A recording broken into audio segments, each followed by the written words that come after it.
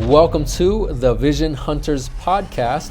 I'm your host, Cody Story, and this is episode number 3 with my good friend, Ryan Flay. And this episode is called The Crazy Quest of the Entrepreneur. Ryan has almost 20 years of experience in advertising, public relations, content development, product development, entertainment, and company leadership. Ryan was the co-founder and chief brand officer of Omelet, a fiercely independent, strategic, and creative agency based in LA. However, Ryan has left his post at Omelet to pursue some personal creative passions before jumping full steam back into the agency world by funding a creative consultancy called Some Friends of Ours. You can catch Ryan and his best friend, Mark, also another good friend of mine, on the Food Network as a co-host of the popular comedy culinary show, The Grill Dads, and Comfort Food Tour. He is also a reoccurring judge on Guy's Grocery Games and Beat Bobby Flay. The last 2 things I would like to add to this long list of experience is that Ryan's the co-creator and co-host of the Bone In podcast with, of course, his best friend, Mark.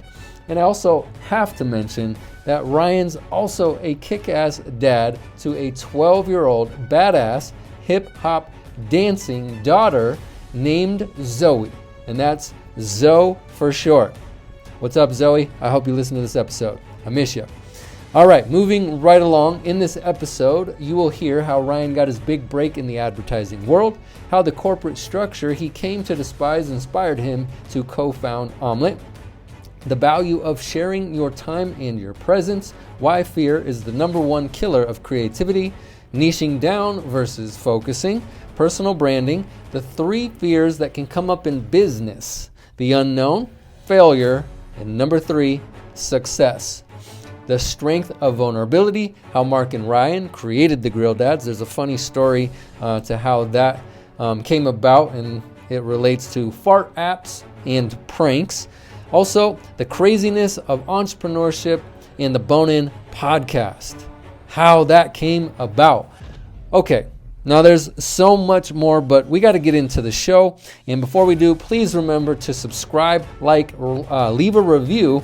And that is if you enjoy the show, because your support is greatly appreciated. Now let's get into episode number 3 with the amazing father, Ryan Flay. Hi, Ryan. Welcome to the Vision Hunters podcast. Thanks, man. I'm happy to be here. Much appreciated. Thanks for taking the time to connect with me today. I'm ready to jump in. Are you ready to rock and roll? I'm always ready to rock and roll. You know this. Okay. So my first question is, well, actually, I got a couple of questions, and they're pretty serious, and that's why I'd like to start out with them, because I think we need to get to the bottom of these questions before we can go any further. First is, what was your last? Sure. No, it's funny you just asked me when the last time I had a Bel Campo burger was. Probably 2.5 weeks ago. I got some delivery. You and I are not strangers to Bel Campo, and they're fast burgers with, we double fist those things. We go in long and large, grabbing handfuls of burgers. So good. But, what's cool is Anya Fernald, who's the CEO and founder of Bel Campo, had Mark and I, and known as the Grill Dads, up to the base of Mount Shasta at their farm. Mm-hmm. And we spent an entire weekend with a bunch of other people, ended up cooking for everybody. And we taught people we hosted meat camp. So we taught people how to make really good protein from off their farm. But we got to meet chickens and cows. Mark and I slept in a yurt together. Nice and cozy. Super cozy. You guys are in the same bed? No, but he's the heater, man. Oh, okay. that dude emanates some serious heat. Well, I guess you don't need any firewood, right? No, I just need Mark Anderson within 6 feet from me. Beautiful, beautiful, beautiful. Well, it must have been a hell of a time. Was it nice great. being outdoors and everything up there? Well, I'm like you, man. You know, you're a Colorado native, but I'm, you know, an Ohio kid, and growing up around trees and forests and animals and squirrels and, you know, dirt bikes and BB guns, it Mm-hmm. sure was nice to be sure was nice to be in the wilderness a bit, at least if on a sustainable farm. But yeah, man, it's awesome. They have an orchard, they got a vineyard, you know, it's kind of Wow. ridiculous up there. Yeah, Wow. a converted barn into a dining room. It's ridiculous. Damn. Sounds like I Yeah. do got to get up there. Speaking of Ohio, my friend, I would like to now talk about how you became a reality TV star and also discuss a bit about content creation, brand Yeah. development, and Okay. advertising. So let's take a step back. How did you go from studying journalism in college to co-founding an ad agency known as Omelet, and then from Omelet to finding yourself on reality television as a grill dad? I mean, those are Just a some little loaded. Just a little loaded. big, just a little loaded, big, super big questions. Well, you know, I went to college to be a writer, and I actually wanted to be a rock and roll writer. I was really into music. I wanted to be like that kid in Almost Famous, the movie. You know, I wanted to be on the road with bands and experience all that. I was a super big music guy. So I ended up getting a job at Spin Magazine, Mm-hmm. where I had interned there, and I was really hopeful to be able to get like this kind of full-time gig. And so I ended up working there for a little bit, but then realized very quickly that if you're going to be a journalist in rock and roll, you either A, better be independently wealthy, or B, not care about eating.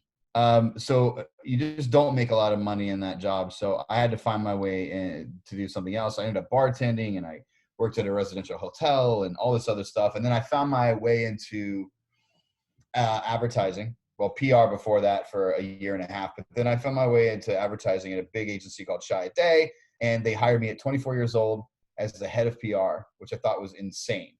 Mm. And the reason that, I mean, for a couple reasons, I have a big mouth and I didn't know anything about advertising at the time, other than I don't like it.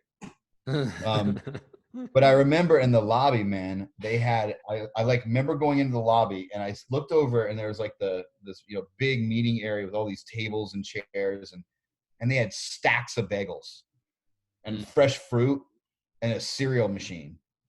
And I said, "Who's all that for?" And they said, "Well, that's the employees, the people that work here. They can," I said, "They can have a bagel whenever they want."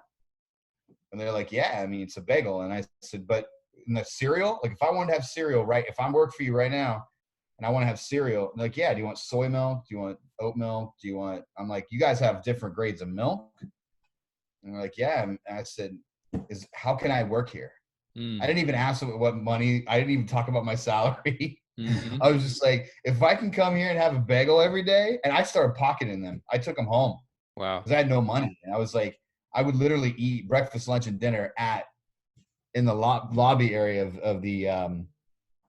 uh, of the ad agency. So then after that, I kind of got an itch to go to LA. And then my boss at the time was like, "Well, you know, they're pretty crazy out there. They're just like you. We want to send you out there." So they sent me to LA. And so I spent some time at the ad agency here. And then one day I got really pissed off because I realized that the corporate structure treats people like numbers and not like people. Mm-hmm. And I decided at that time that it just wasn't for me. And I have a lot of love for Shy Day and a lot of love for like a lot of the people that, you know, I've worked with. But as far as the structure goes, it was really hard for me to stomach, and I just didn't have it in me to understand that really people are very expendable. And so Mm-hmm. I kind of left, and I started Omelet with two other guys that were at Shy Day also. Mm-hmm. Um, and we tried to make a different place that was first and foremost kind, empathetic, hard workers, but don't take yourself too seriously,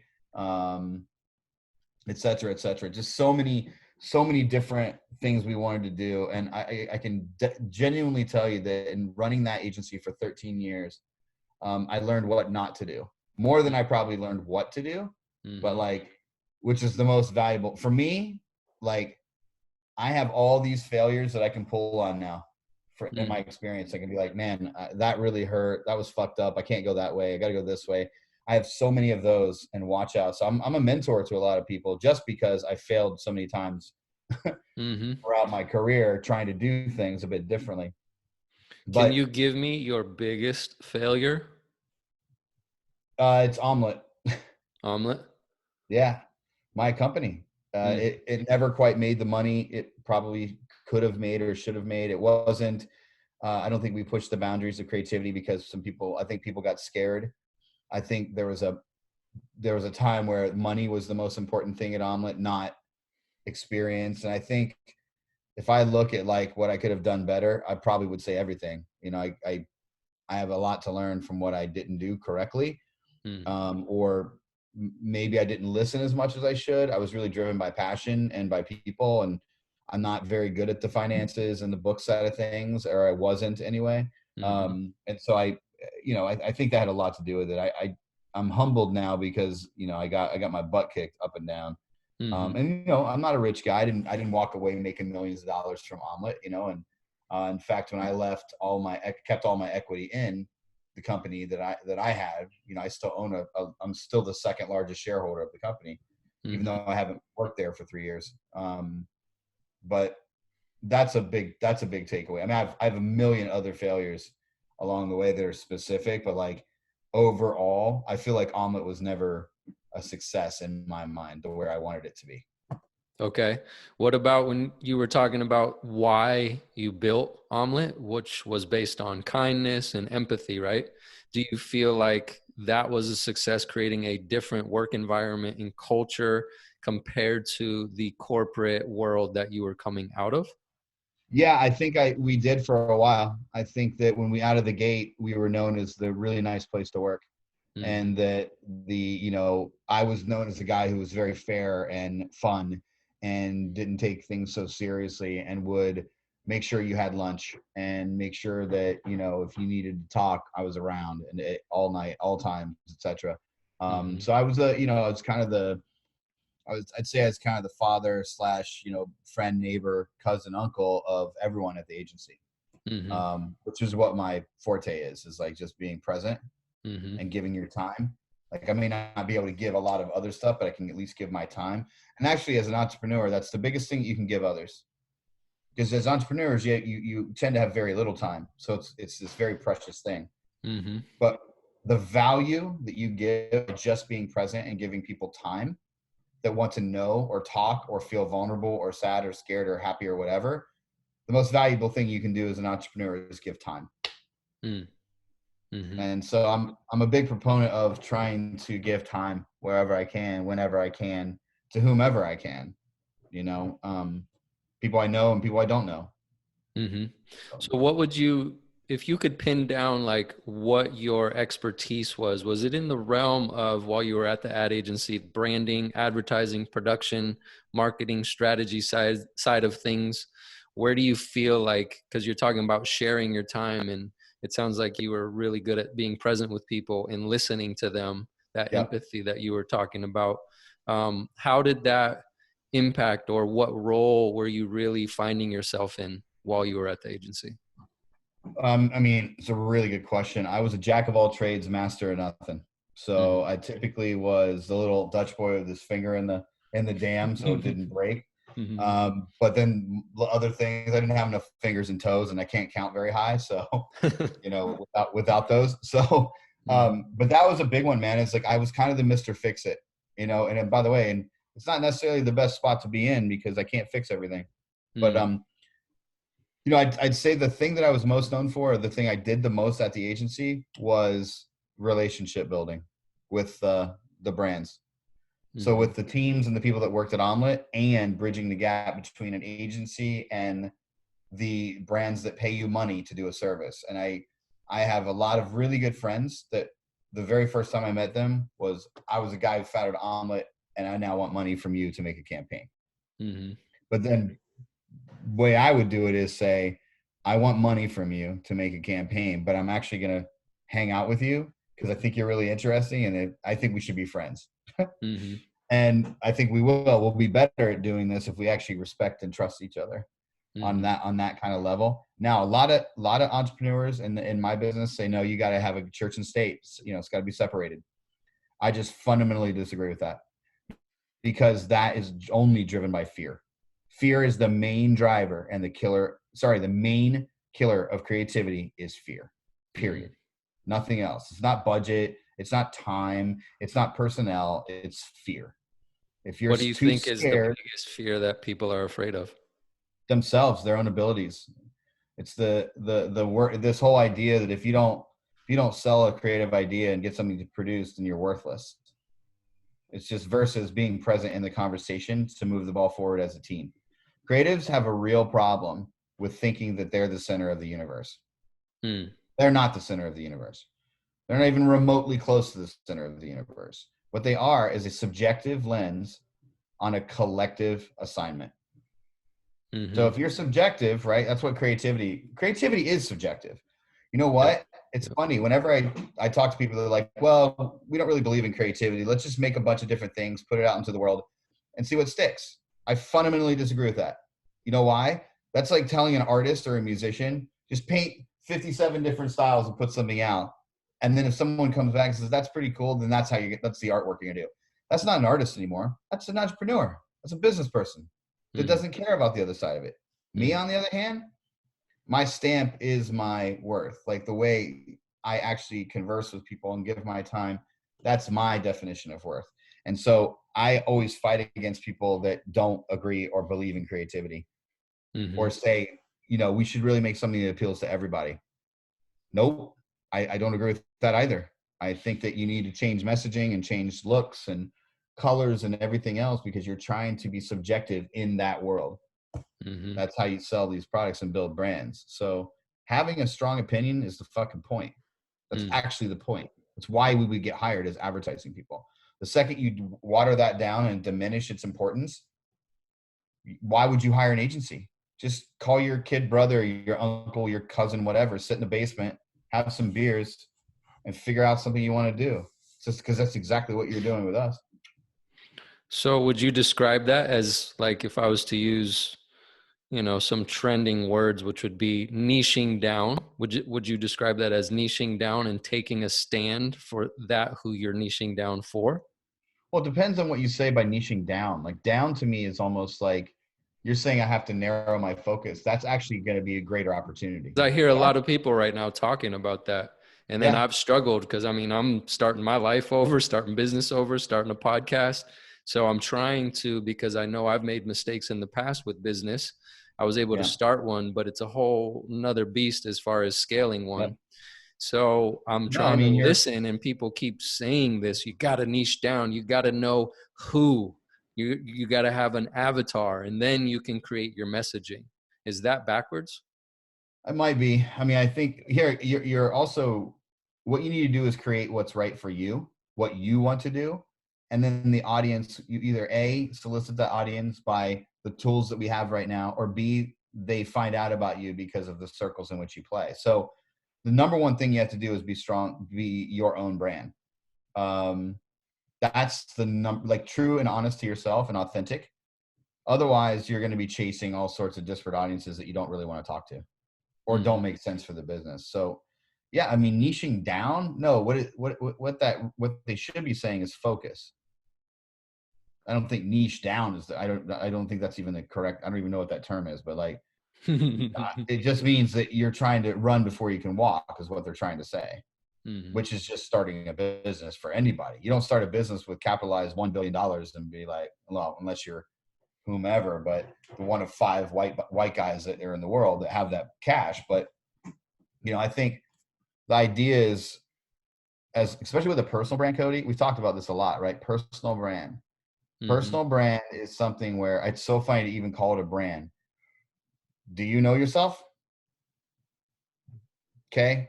Well, if you want to make a business out of that, knowing yourself, then that's what we mean by focus. So your niche audience, believe it or not, it's as niche as one person, and that person happens to be you. So it doesn't get any more niche than that.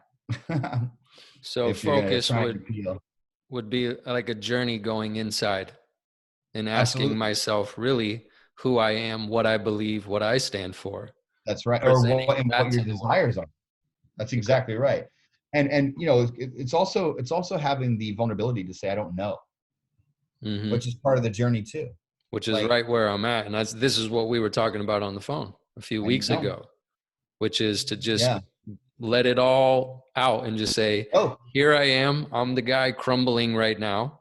yeah. Everything is a mess. It's ugly and it's beautiful in all of its ugliness. It's uncomfortable. And I'm back to square one. I know nothing.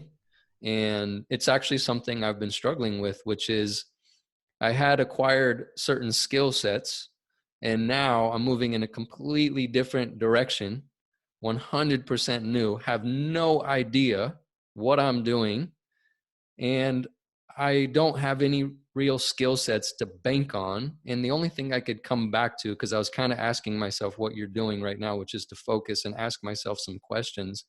And I've been really concerned with that because I got to get a job too. I got laid off a couple months ago. And it's like, well, what do I have to offer? So Yep. if I was to look at a skill set, it was I've been coaching. And before I became a coach, I was being coached. And then what's hard or challenging is in the marketing and advertising space, I see a lot of fake guru coaches. And Sure. then all they're doing is creating coaches. They're creating a business of coaching coaches, not necessarily teaching them the principles of marketing or advertising or creating a personal brand. And it's been very struggling for me to find anybody to really listen to, hence why I call you. Yeah. And that question is like, who am I and what do I have to offer? And I feel like that's all I have, but I'm moving in this direction of everything pretty much being unknown. And I'm at the point where I have to express that there is no other way for me to move forward. Well, that's the focus, right? And that's you knowing you. So, I mean, that explaining that to people now and saying, this is the journey I need to take. I want you to come with me because Mm-hmm. maybe some stuff I uncover for me will help you. So, I think it's in this context, it's okay to be selfish. I That's think what I was that, just going to ask you. I'd love to hear more about that. well, you know, Cody, think about it for a second. You know, here's the other thing. You're not building your own personal brand. You're just exposing your already built personal brand. You already have it. It's you. Now, the idea of putting a color palette and a logo together and a type treatment and a manifesto and all this stuff, that's Yeah. sales materials. Those are salesmen. That's not your brand. Mm. That's sales. Mm. It's marketing, right? I mean, that's how you get people to pay the fuck attention to you. But, you know, I think brand exposure, you know, it's kind of like the idea that I'm gonna now be vulnerable and go out. And here's the other thing: you say, I don't know what I'm doing. I don't have any, you know, I have no skills in the set. So you're the guy that set up a whole podcast studio. I saw all your little trials and tribulations. So you're like, I got one more piece to get. You get the rug, you got the thing, you got the printing. You're like, thank you, you know, to my brother who helped me do this. It's like, thanks for these crew. You named everybody in that list except for me, which, you know, I guess I'm nobody, but it's okay. You ain't You know, nobody. You I'm ain't. nobody. It's all Why right. are you number two in the list? My brother was the only other person I've podcasted with, and you're the first one on Zoom. And thank God, because we've already attempted doing this 3 times in the past, whatever, 45 Yeah, minutes. but think about it. You got a good mic, you got a setup, you got a machine, you got you wrote down questions, you prepared. So when you say you don't know how to do it, sorry, I'm gonna call BS. You're already doing it. In fact, you're doing it right now. So Mm, this is exposing the uh the things that we don't know. This is the whole point of this. This is a show about shit we don't know. mm-hmm. And we're trying to find out some stuff. And by the way, you may not even know what questions to ask. You're just hoping that maybe one of these questions, it might be funny about a steak or about the fact that I was able to then form a relationship by going and cooking some meat with the CEO, who now I can walk down the street and have a meaningful conversation with the guy who's making my burger Mm-hmm. because I'm a relationship guy. And by the way, that guy will put an extra burger or an order of fries in my takeout because I took time. And I said, my name's Flay. What's yours? Mm. I just talked to Anya, man. You're killing it. Next time I talk to her, I'm going to tell her how amazing you are at flipping that burger. Legitimately. You smash it better than anybody. And that's a real thing because I'm present. Mm. And so what you're doing is you're asking for time. You're asking people for time. The right people are going to give you time. You're not asking for anything else, right? You're just saying, give me this time. I want to unlock some stuff for me. And hopefully, if others share my time that I just got from this guy, then that time is time well spent. Yeah. I mean, it's kind of funny, isn't it? That is the simplest concept of relationships. You know what makes a good relationship? Time. Now, there can be too much time, but the right time, the time that makes sense. But, that's why let's talk about COVID for a second. You know what's so difficult for people? It's that they are unable to spend time in context with other human beings right now. Because Zoom doesn't feel like, you're not going to be like calling your mom for hours on Zoom, or maybe you will. That's fine too. My mom can talk forever. So like, I'm scared to call her on Zoom sometimes because site never shuts up. But like, this is really, I think this has really made people respect how little that or how much they took for granted social, like being with people at a restaurant, having a burger, talking about bullshit. Yep. So true. But again, it is time. So, I mean, I think going back to you, every day, it's just like training, man. You told me this. Every day, it's going to feel sore. You're going to use muscles you've never used before. In my case, there were a lot of those. And so, yeah, but then I came in the next day and the next day. And if I fell off the wagon, you'd be like, oh, so somebody had some drinks last night.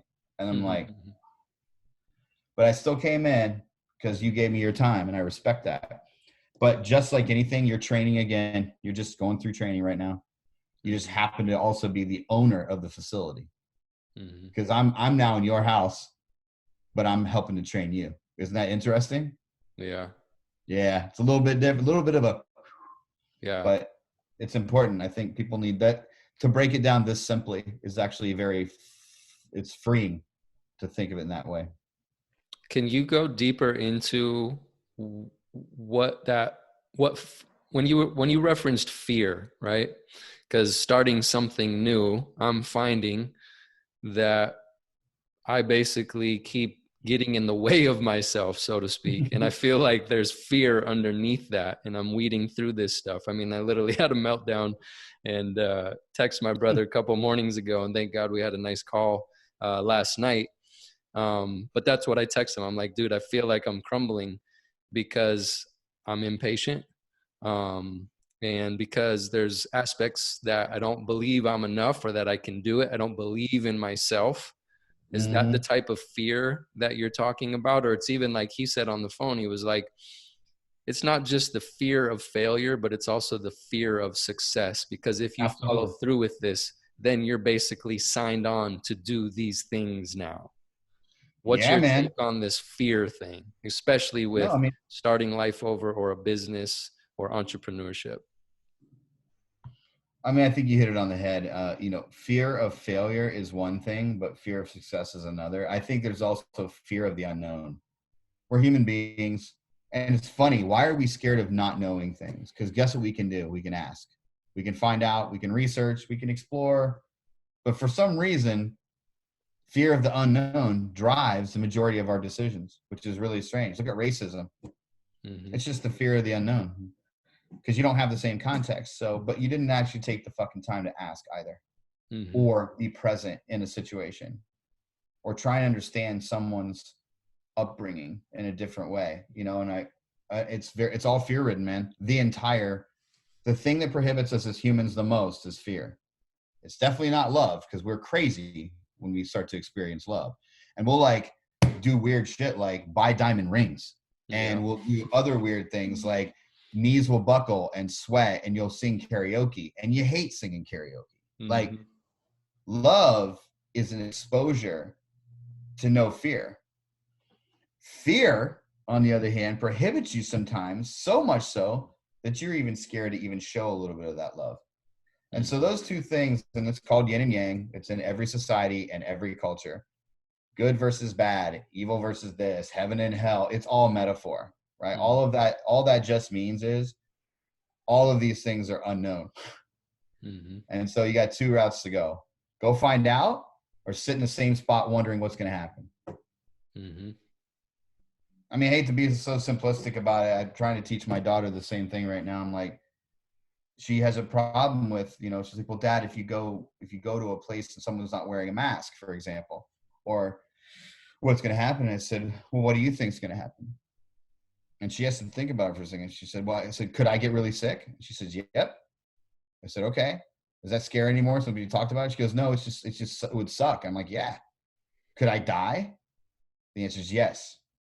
Like, I don't know, but I'm not going to sit here worrying about that. What that means, if I'm so worried about it, I'm not going to go and feed people that need food as first responders.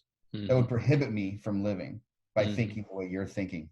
Right. And so bringing that forward and just knocking it out, because, the only fear is fear itself. It's a very famous line. It's been around forever. Wayne Gretzky had the quote, you miss 100% of the shots you never take. Kind of simple, kind of profound, but like, we're dumb animals. We're flesh, blood, and some weird DNA we share together, regardless of pigment. And that pigment is just an evolutionary way for your body to compensate for the environment. Okay, cool. We have the same exact DNA, all of us. So, like, not to get on my soapbox about this, but it's fear that drives all of this stuff. Fear of not having money, not being able to pay bills, fear of my girlfriend doesn't think that I'm worth anything, because that's what I think. I'm not worth anything. Why would she even be with me? I can't contribute to X and Y and Z. Oh my gosh, I can't get her what I want to get her because I don't have any money to get her something. Or even worse, like, gosh, my family, there's crazy problems in my past and my family, and this and that. It's all fear. It's just all fear. So if you can get out of that mindset for a second, or even if for 1 hour. So maybe Vision Hunters is more about exposing fear than it is about anything else. And it very well could be. When we talked about this, Cody, we said in particular, you're not going to know what this thing is until it becomes. Like, that's so damn true, dude. I'm right in the middle of it. I keep trying to do that. And I'm like, I can't figure it out. But it's not, but the quest is what it's Vision Hunters. Yep. It's the quest is the whole point. It's not actually to get all the answers in the first episode. It's the journey, man. I know there's a lot of cliches around that too, but this is what's cool about it. It's not built to have all the answers, or else your podcast would be very short. Yep. And not be able to be monetized, because everyone that hopefully will hear this will realize that this is the kind of meaningful conversations as human beings we need to have. And therefore, I'm going to support. And then as a brand, I'm going to be like, all right, that's an authentic thing. This is some real vulnerable shit for real. And it's to the core of what it means to be a human being. I'm going to support that. And then you can monetize it, and then you start thinking about ways to expand it. So yes, you're coaching yourself, and as a byproduct, you're giving others some coaching just by hearing the conversation. So speaking of desire, I mean, that is the desire of mine. That's what I would like to be doing with this, which is to disclose all of it and share. And it can go both ways. I'm being helped, they're being helped. But I want it to be really based on being able to show the good, the bad, and the ugly. Because I've found in my past, just looking at all the highlights, or on social media, just looking at the glam life and the fast lane and all of that stuff. When I was younger, I went that direction and almost died. So I know for me, there's nothing wrong with materialism and wanting nice things and to travel the world and all that stuff. But I just want to come from a more authentic place. And the reality is, not every day is peaches and cream. And there are troubles, and there are failures, and there are mistakes and pitfalls and roadblocks. But I believe the solution, or finding a solution, is by exposing the so-called problems and limitations or false beliefs or fears. I just don't believe in holding all that stuff in, because I almost died behind that, especially in our culture, in, living the American dream and being a man and all the machismo and all the bravado. I mean, I had an incident this week with a potential job, and the response that I got back from somebody, I instantly in my gut knew this is done right now, just based on the communication coming in. Like, I don't want to live in that world. I don't want to have so-called toxic relationships. Like, I want to do something different, but I don't think it's original. Does that make sense? It's only as original as your own DNA, man. I mean, you're the only one that has that fingerprint. So it doesn't get any more original. You're not borrowing from anybody else's experience. You're actually using your experience to ask questions because you don't know. So no, it's as original as it gets. Now there's a lot of copycats. You talked about these, and I call them Insta coaches. The shit is crazy right now, dude. Yogis. Yeah, but you know what they did? They just identified a need. And by the way, people, to your point, need exactly what you're asking me for. It's the same thing. Think about it. The reason they subscribe to this or pay money for that is because self-help is a major business. Yep. I mean, it's one of the biggest now. Tony Robbins is rolling in dough just because he's a guy, has a very big jawline, stands up in front in a bunch of people. He's menacing and kind of like a big character, gets a hoarse voice. But man, is he prolific when he speaks. You know, he has a way of communicating things that is unique. Yeah. And I think his vulnerability was his number one strength. You know, the best storytellers are the ones that can get vulnerable and accept responsibility and not have all the answers. The second you're a know-it-all, I'm already turned off. I'm like, come on, man, it's not my experience. Help me with my experience. How can you? The other thing is, you know, I think you have to do this freely and give the vulnerability out, and then the universe will give you back tools to push away those fears. Because that's the whole thing. You said it. I mean, if you really break it down, we're just trying to get rid of the fear stuff. We're you know, look, we're organisms that are not meant to have as many micro stresses in our lives, because think about it, since the dawn of time, there are very basic primal things that we had to worry about. Food, shelter, and protection. Like, whether it's protection from a tornado or a flood or a saber-toothed tiger. But like, talk about, they had three things to worry about. Now, yes, they probably had to worry about it all day, right? But then throw in the added worry of technology and the fact that if I get a text and I don't answer it quick enough, then I've missed an opportunity. And then throw in commuting and throw in city dwelling and throw in choices. We have too many choices. You know what I mean? When people are surviving, choice does not come into the equation.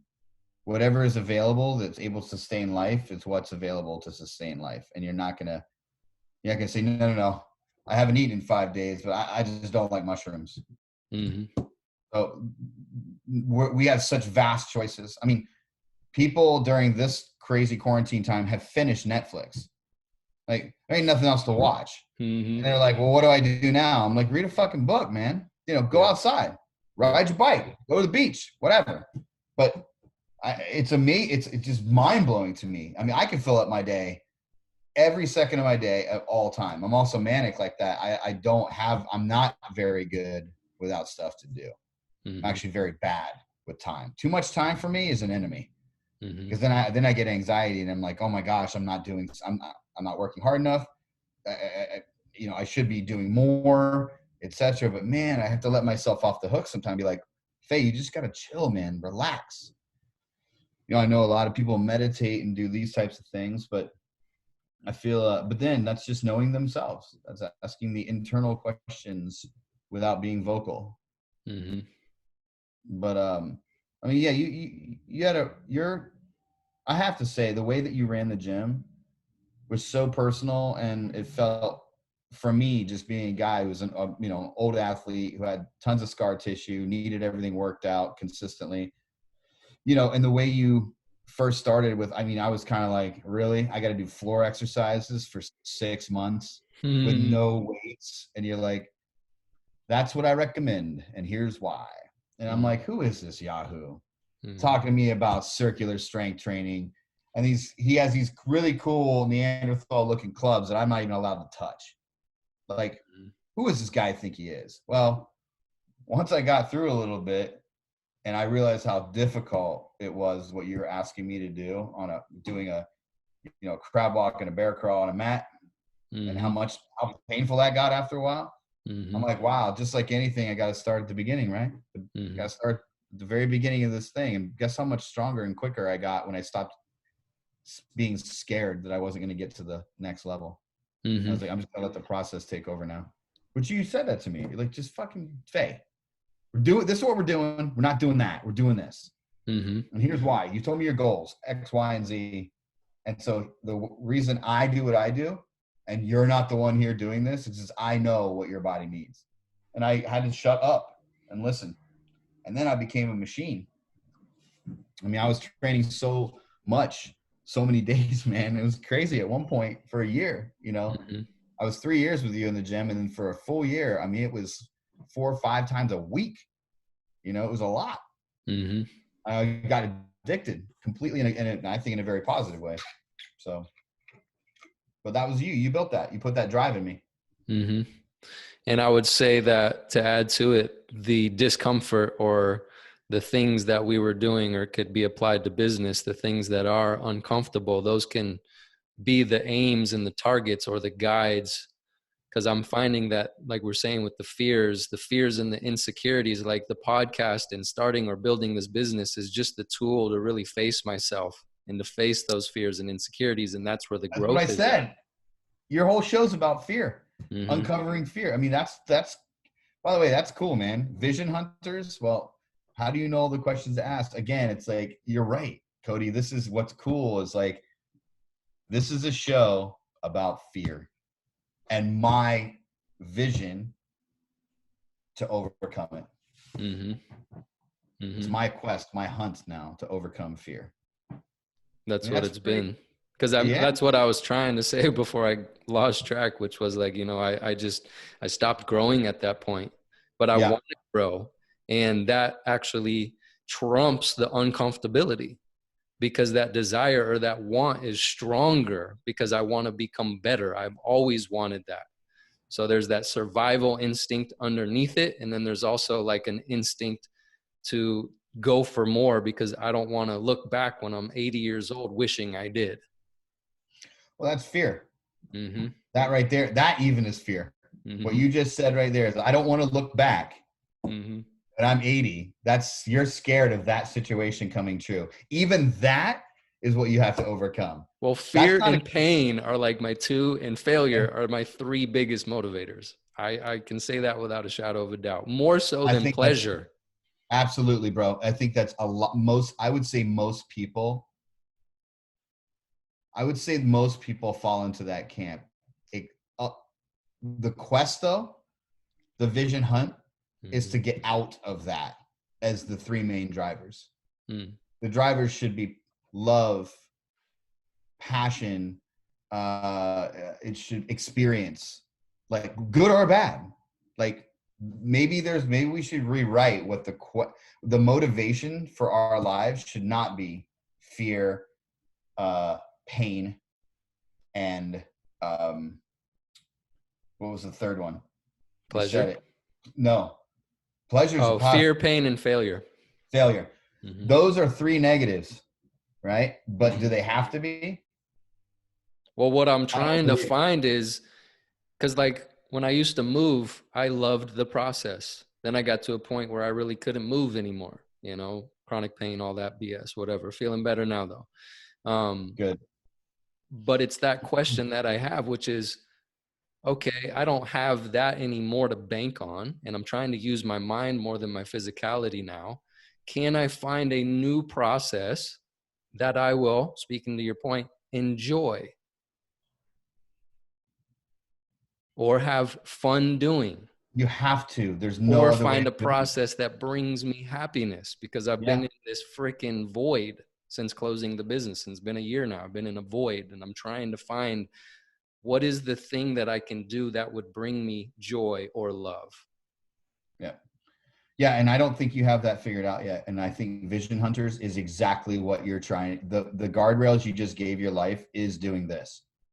It's your own personal therapy to try and find the thing that might make you happy because you want to do it and it feels good.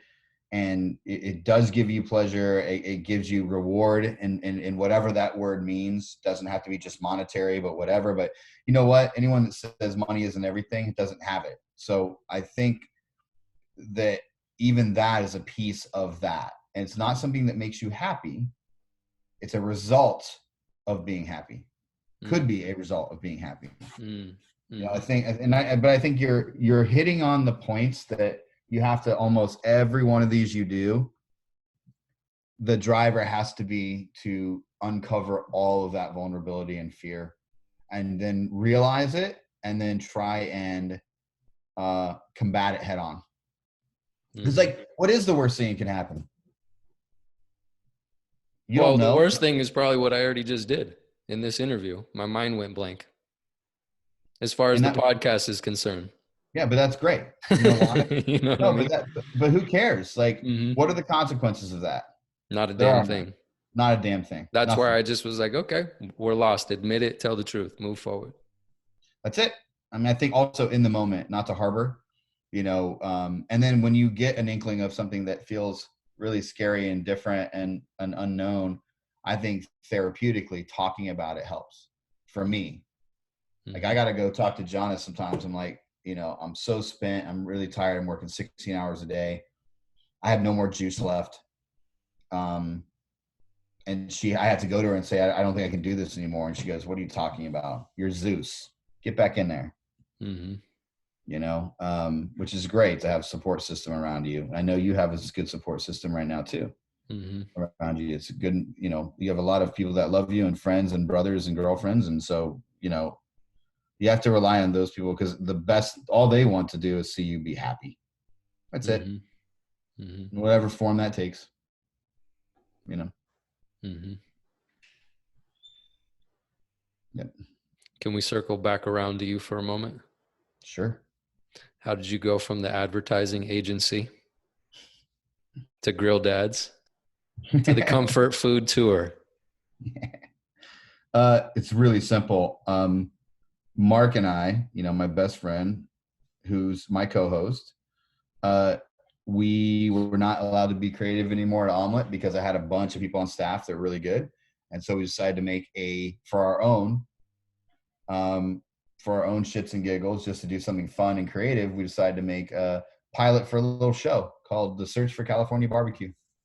And I called some friends. They came over, brought a grip truck and a bunch of lights and cameras, and we went out and filmed a little trailer piece that we also put our comedy into, our Laurel and Hardy shtick that we always do.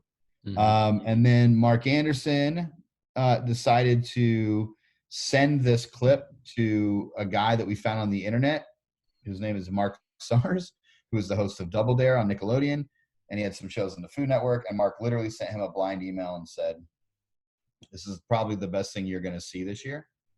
You're welcome." And we had been drinking, I believe, so we just didn't care. That's there was gangster. No fear. That's gangster. Yeah, it's pretty gangster.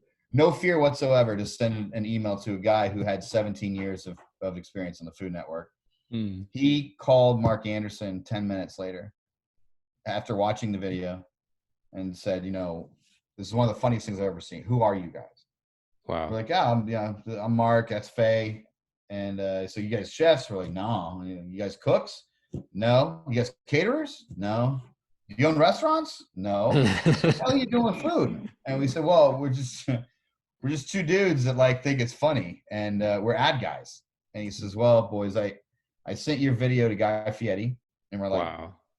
Guy Fieri, the guy with blonde tips that wears Affliction, and we're like, what does he want with us? And he's like, well, he wants to talk about, he thinks that you guys have something.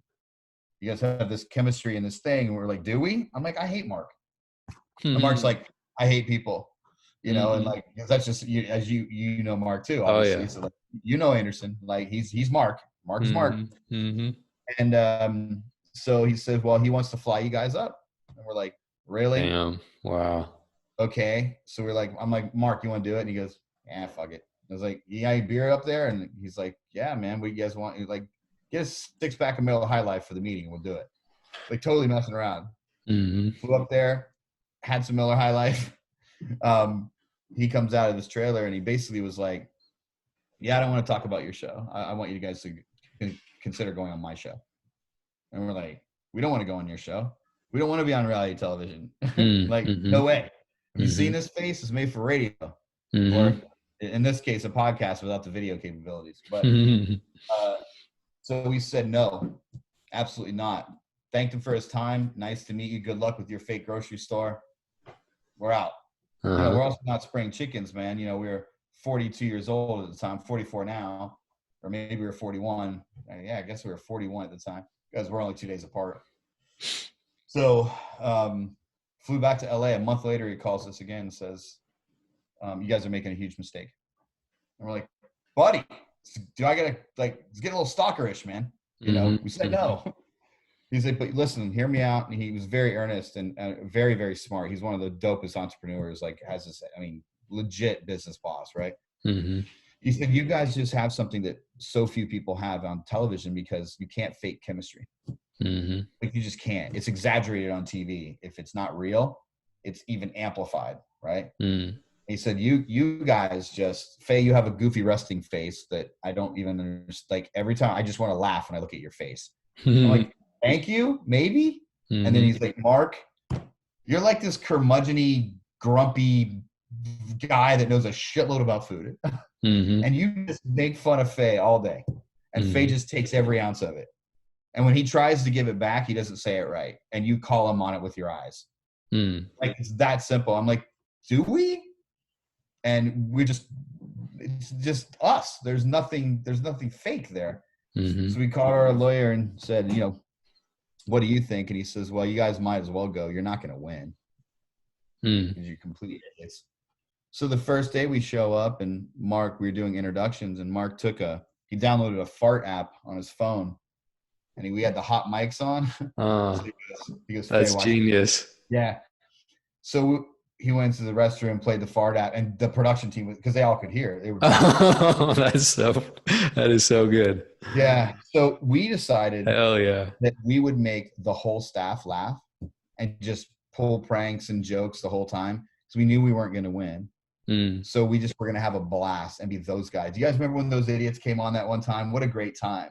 These two dads came on, right? And they just poke fun at each other and trip each other and tar and feather each other. And then it's and then they make fun of us and they make fun of Guy in front of his face because they don't care.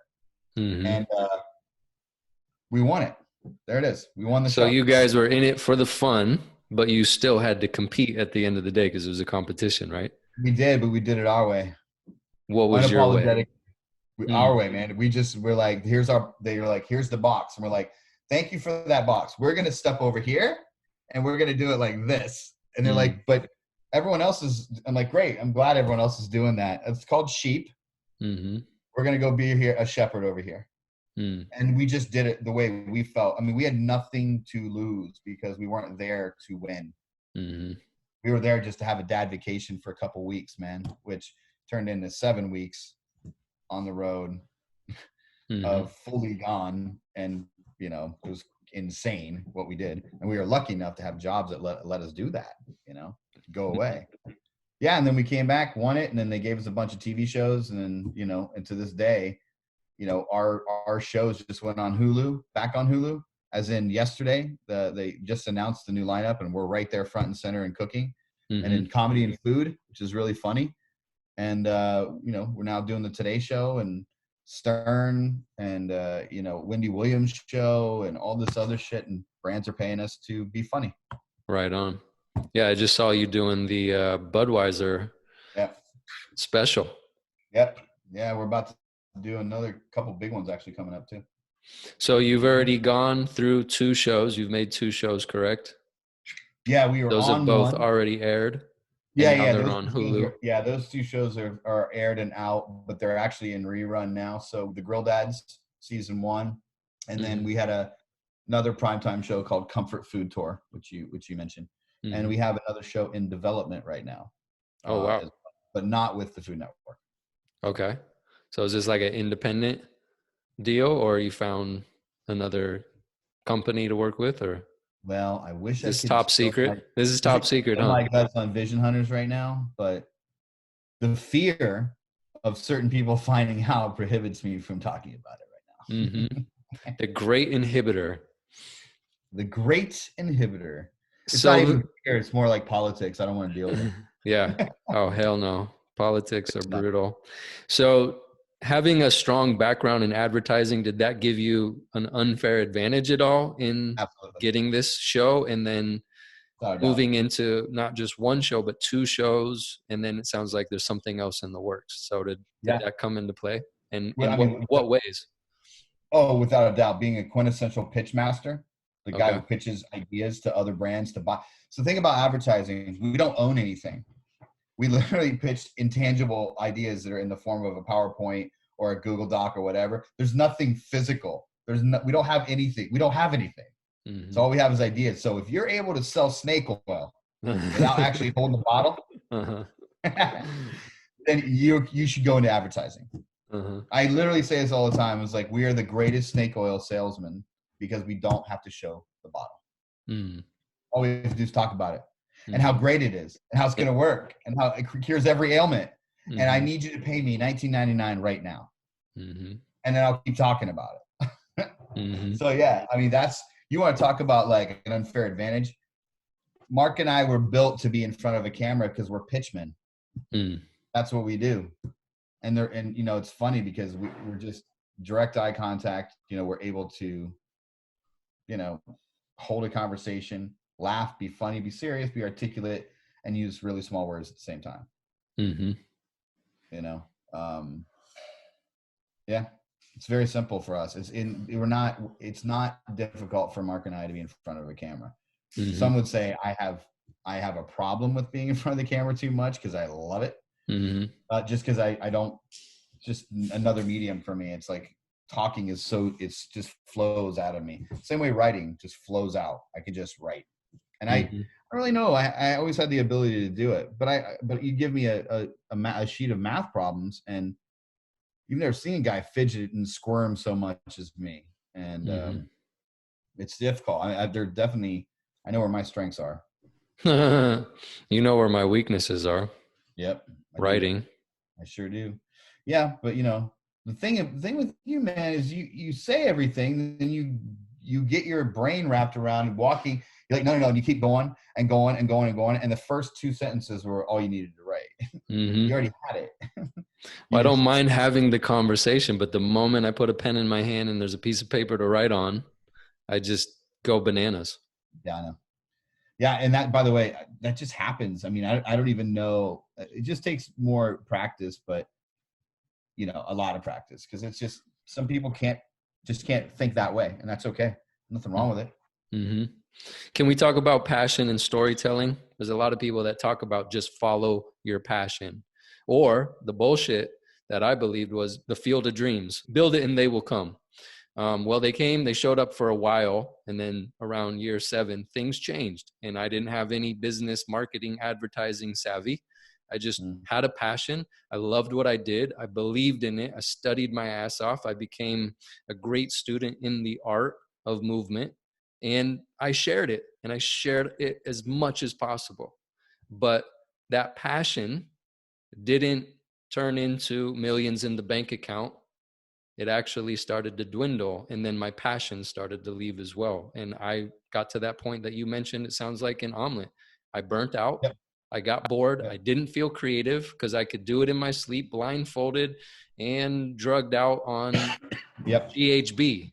Like I was just like, this can't be it. Like, what's going on? So what role does passion play in business, entrepreneurship, and building your dreams out? Oh, I think that the business isn't what passion's built on. It's you. So I think the entrepreneur has to be a passionate person. And you also have to be a little crazy to be an entrepreneur. You got to be a little bit, because you're now relying on you and only you to cover all the stuff at the beginning of these things. And the best entrepreneurs use other people's money. The worst entrepreneurs use their own. Yeah, that's why. Well, by the way, me too. I mean, Omelet's a prime example of that. We didn't have investors. We didn't take on investors. We, it bootstrapped the whole thing, as they say. But, I mean, I don't know if you can tear apart the word entrepreneur and passion, like tear those things apart.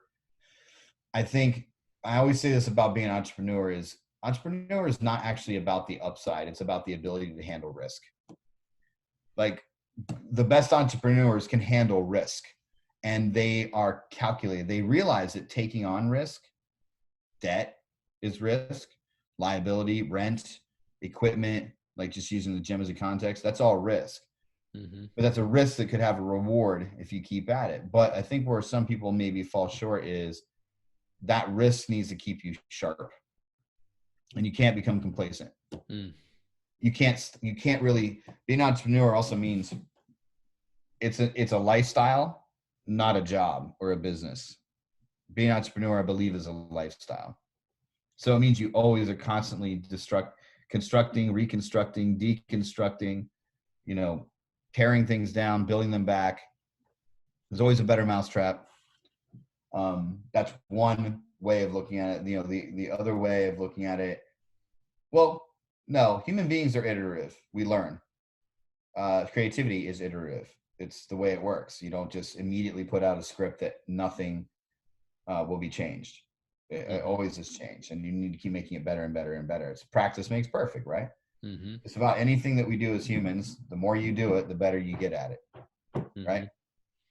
So I think being an entrepreneur, you have to flex that muscle too, taking on the right risk, doing those things. So when you were like, after this time, just using it as an example, cool, man, you were set, things were cool, this over here, etc. Well, if one thing COVID's taught us is that basically nobody has a shelter from something like this. Everything's business, all of it's changed, right? And it's not going to be the new normal. It'll be the new different. Everyone keeps talking about new normal. What does normal mean?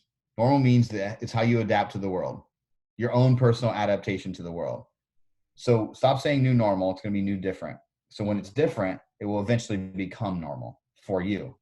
But right now we have to be like, this is different. And so if it's different, how can I now rewire my brain to be a different kind of entrepreneur now? Because it has changed. Did anyone hear of Zoom 6 months ago? Not as many as now. Damn, I couldn't even get, when I wanted to buy a webcam, all the webcams were sold out. Yeah. I had to wait 2 weeks versus Prime. So yeah, it's exactly. totally shifted. Yeah. So don't beat yourself up, because as well as like thinking about like, I had it for 7 years, the 8th year, I couldn't hang on to it. All of those things are just learning where the limits were, what was the circumstances, was it me, was it? It's a combination of everything. It's not one thing. It's a perfect storm of all sorts of different things. I got injured. I couldn't go to the gym as much. Therefore, I can contribute as much money, which means $800 or whatever a time was now taken away from Story Fitness. Like, I'm a contributor to your business failing, believe it or not. Like, and I thought about that. Think about it all the time, but I'm not the reason why. I'm a contributor to it. Oh, Same it's complex. Yeah. But that's okay. That's where we have to let ourselves off the hook a little bit. And then try and cherry pick those moments of like, where we did find some good moments in there and some learnings, and cherry pick them right out of that. Like, what is it? I remember, you got excited about type of talent. You were like, nope, I'm bringing in a kinesiologist now. That's it. I'm done with this type. I'm now going to look at the university. I remember having this conversation with you. You started to innovate because you saw, maybe a little too late, but you saw it dropping off. Okay. But that's okay. Actually, I know it doesn't feel like it right now, but we're sitting here talking about it. You know, many people don't talk about it.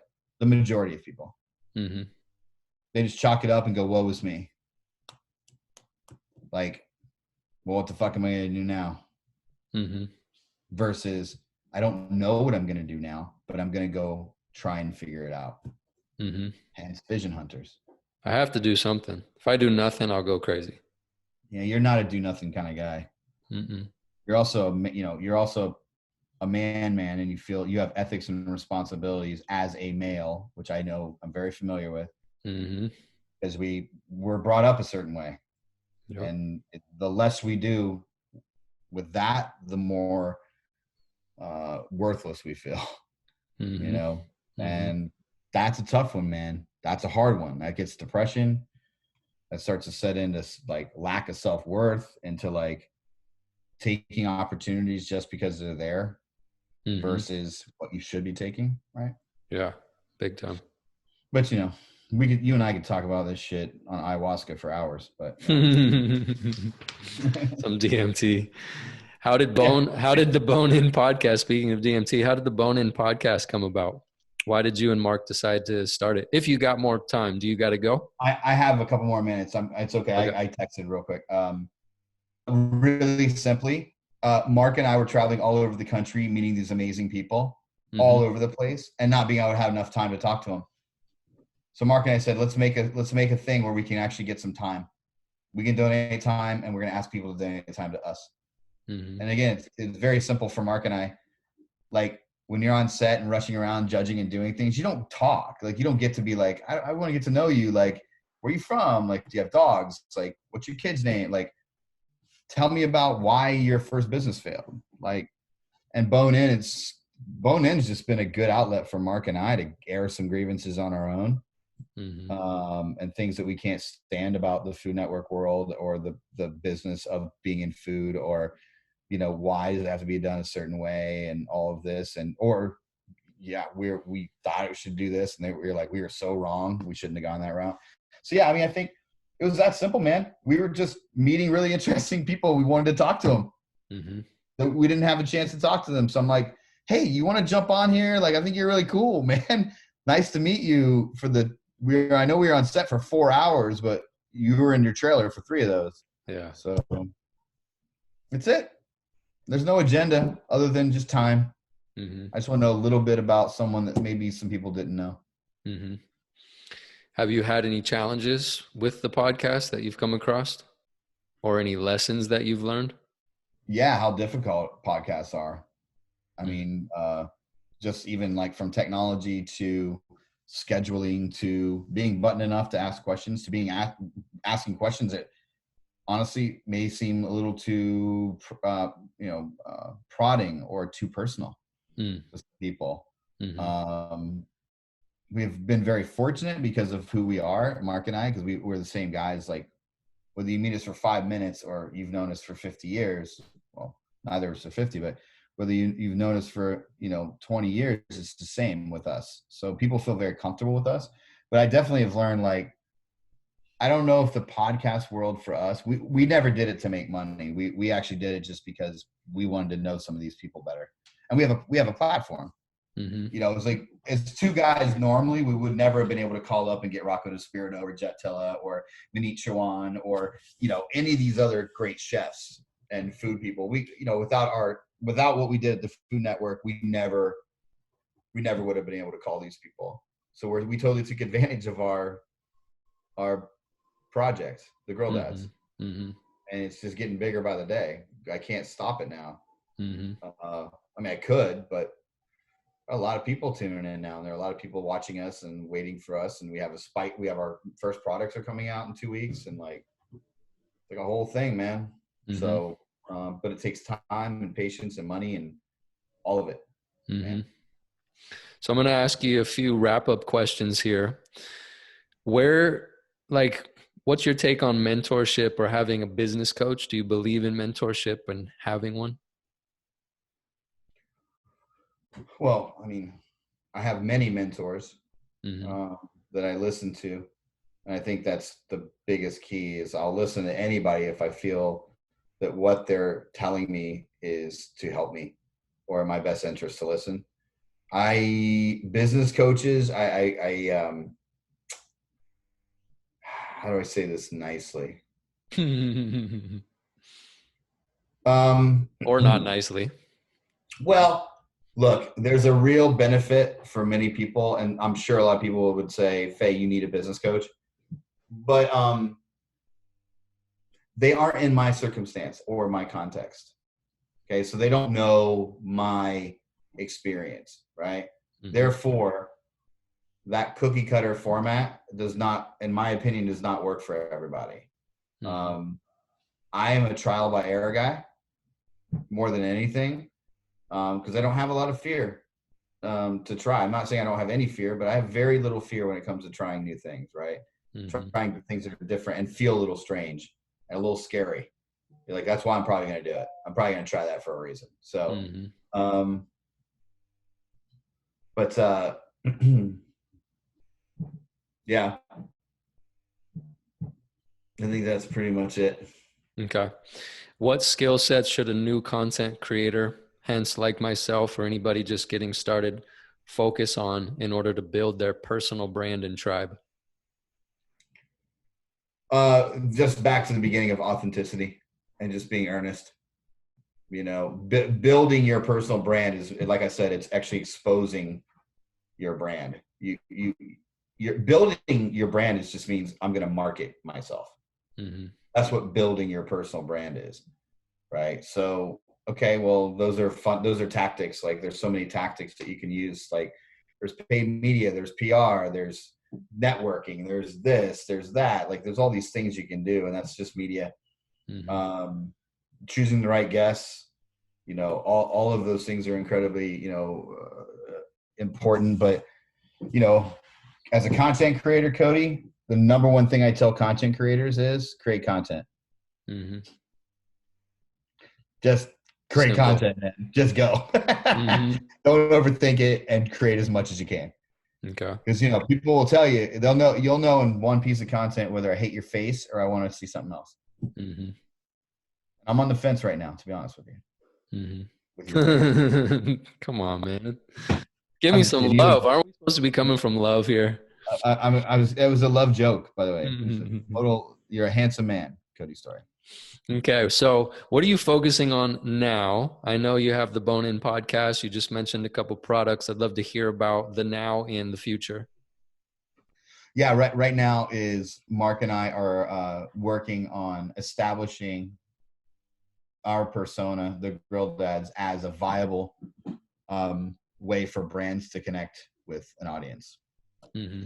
So we are actively pitching the brands that we love and we want to work with authentically. Mm-hmm. Like I'm after Jack Daniels, right? I'm after, like, we worked with Budweiser. We like that. We love Airstream. Mm-hmm. You know, we love camping stuff. We like Kingsford. We like Big Green Egg. We like Traeger. We like all these things, right? So we're you know, because we're marketing guys, and me in particular, as you know, as a guy who went and got new business, my LinkedIn has become this bevy of Grill Dads opportunities that I'm now writing emails as Flay, who you may know me as this guy from advertising, but you're the CMO at Pepsi, so I want to talk to you about the Grill Dad stuff. And so I'm using it to my advantage. I mean, I'm just doing what anyone would do if you had the access, right? Mm-hmm. So that's that stuff for sure. I'm also working on my own, you know, ability to, again, be a lead creative and someone that can take, you know, complex problems and create simple ideas to help solve those things or make people look left when they were looking right. Mm-hmm. And, you know, and just trying to be the best dad I can be. And that's probably my number one thing I'm doing is just wanting Zoe to make sure that when she looks at me, she sees, you know, someone that she knows is a good guy who's trying to do the right things, who is present and gives my time to my daughter, which is, you know, the most important thing. It's not about presents and gifts and things. It's about time. So that's my number one thing in the day is my time with Zoe, which is beautiful. And I don't care what we do. It doesn't matter. Yeah. So. And how's she doing in the dance world? Dude. Crushing. So she was going to Playground LA before everything was up here. She's another level. I mean, people are like, she's being called up in front of all these people, but now it's gotten like, it was cute before. I wouldn't say it's cute. You know what I mean? Like cute, just because I've never seen an 11-year-old twerk like that before. And it's just like, Zoe's also a very big body empowerment person. Like, she's really into the idea that this is my body and this is what I feel good and I move this way. And I'm encouraging that in droves for her to be her and really feel good in her own skin, you know, and love herself and have fun as a kid, be a kid, be goofy, be stupid, and learn and fall down and scrape your arm and all of it, like do all of it. Trying to get any fear knocked out of her. Which again, it's funny, just bring fear up again. Yeah. They have fears of aliens still and monsters. Wouldn't it be fun if that's what we were scared of, is like a freaking monster, an alien invasion? Yeah. No, we got real shit to be scared about, right? And they're like as terrified as anything because there's a monster. Like I miss those days, like where I'm like, you put your foot on the floor and then you're like, oh my God, you put it under the cover and you're like, I'm not gonna put that back out there. It might get snatched off by a monster. So where can my listeners find you? At the Grill Dads. It's the best way to find me, or you can just Google Ryan Flay. All right there. Okay. All right there, baby. Yeah, it's all right there. I think my email's probably out there. I'm sure my cell phone's out there somewhere, but like at the Grill Dads is the best place, or at Ryan Flay on Instagram. But at the Grill Dads is the easiest way to find Mark and I. Okay. Right there. Did you want to talk about the rubs at all? They're just awesome and everyone should buy them. Yeah. What are the rubs? Because I know I want some of those rubs. Well, my girlfriend's going to you'll get some. Well, we have 3 rubs coming out. We have red tuxedo, black tuxedo, and white tuxedo. And these are, the idea behind it is it's salt and pepper, just a little bit dressed up. Hell yeah. So red tuxedo is 4 peppers, including a Szechuan. So it's an homage to Texas style. We have black tuxedo, which is activated charcoal and the Mexican chocolate. Coarse ground black pepper, a really complex actually spice rub that's insane on like any type of good protein, like any type of good steak, beef, ridiculous. Wow. And then we have white tuxedo, which is dehydrated vinegar, dehydrated sour cream, dehydrated horseradish. So we did a horseradish rub, which is a pretty different one, but it's spectacular on grilled cabbage and grilled cauliflower. It's on baked potatoes. It's another level. Wow. Which is really cool. And we're working on that. That's coming out 2 weeks. And then we have a line of dried chicken brine. So it's called bird bath, but it's no water. It's all dry ingredients, and it actually is more effective than brining a chicken in sugar and water or whatever else you're going to use, and salt. Damn. Yeah. You've cornered the rub market, it sounds like. Well, rub and brine. Yeah. I mean, dry brine doesn't really exist. It's not a thing it's something Mark and I have been working on, formulated, and we're with Spiceology. We'll be on Spiceology and Amazon. Damn. As well. Yep. So those will be out soon. And then our merchandise store is going to be up and running here shortly with all our Grill Dads merchandise, which is like all you think fun things. Hell yeah. I love your logo, by the way. Thanks, man. Well, we have a new thing we're doing too called Certified Dad we own now. So we're going to certify dads we have a really cool logo, and we have Certified Grill Dad and we have Certified Dad. And we're making a square burger press for smash burgers. We're going to do square smash burgers. It's an homage to Wendy's. Damn. That's cool. I actually have a little burger press from my brother over there, but it's a round one. Yep. Smart. Yeah, we're going to get a smash burger press. It's going to be square. Hell yeah. Well, I can't wait to get me some of them, whether it's a press or some rubs or some brining. I'm going to get you all the stuff, bro. Okay. So we've come to the end of our show, and I want to first thank you for helping me behind the scenes when I've obviously got stuck in my head trying to do simple things like just write a paragraph. And second, I want to thank you for taking the time to share your story with us, and I look forward to doing it again. I've really had a blast with you today. You're awesome, man. Love you, dude. You'll crush it. Just stay true to this. Just keep doing this. Keep making content. Show up, be present, give time. Alrighty, that is the end of episode number 3 of the Vision Hunters podcast. I want to thank you for tuning in and let you know that I release new episodes every Wednesday at 7 a.m. Mountain Time in video on my Cody Story, that is STOREY, YouTube channel, and in audio format on Spotify. Well, as soon as I get approved by Apple, I will also be on Apple Podcast along with many other major podcast platforms. I just haven't been approved yet. So for right now, the Cody Story YouTube channel and Spotify is where you can find me. Other than that, if you want to say hi, come check me out on Instagram. And to do that, all you got to do is type in at Cody Allen Story, CodyAlanStory. That is it for the show. Lastly, I want to thank you one more time for checking out the Vision Hunters podcast. Peace out.